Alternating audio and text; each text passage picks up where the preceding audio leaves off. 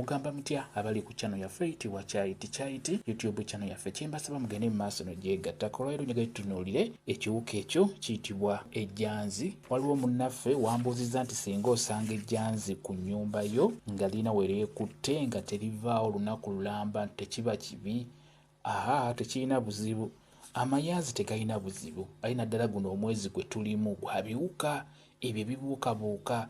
Kati amayanzi ago tegalina buzibu, tebirina buzibu.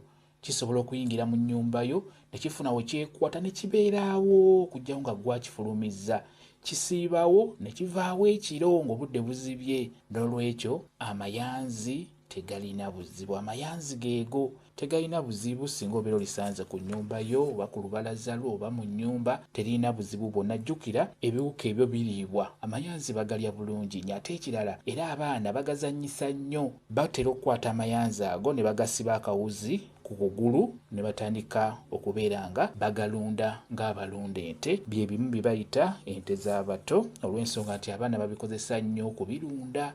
Amayanzi tegalina buzibu ku nsonga eyo gye wambuuzizza.